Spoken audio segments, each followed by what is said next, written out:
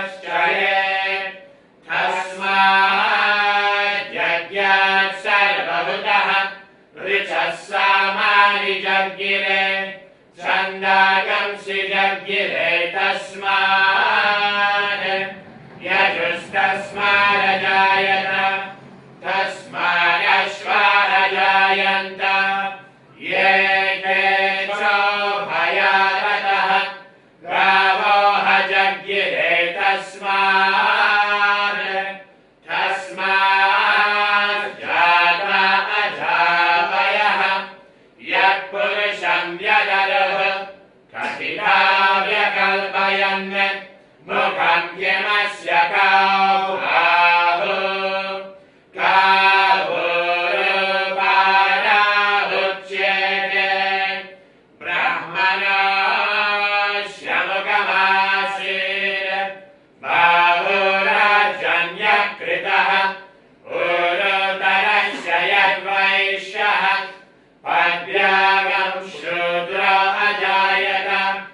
चन्द्रमा मनसो जातः चक्षुः सूर्यो अजायत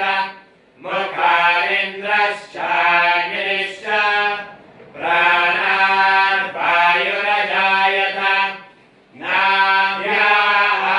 आसीदन्तरिक्षम् शीर्ष्णोऽध्यां समवर्तत पद्भ्याम्भूमिरिषश्रोत्रात् तथा लोकागमकल्पयन् वेदाहमेतं पुरुषं महान्तम्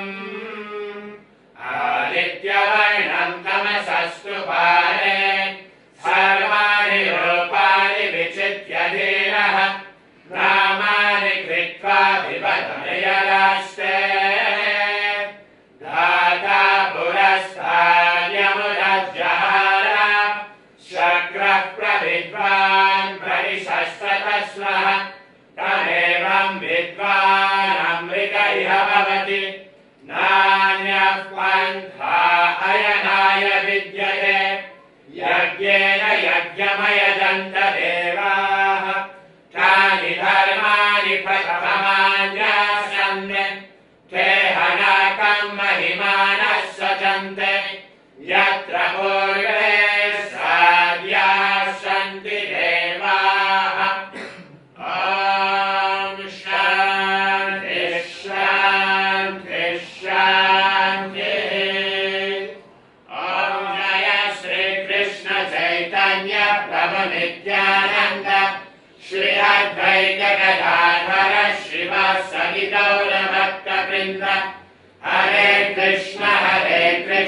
कृष्ण कृष्ण हरे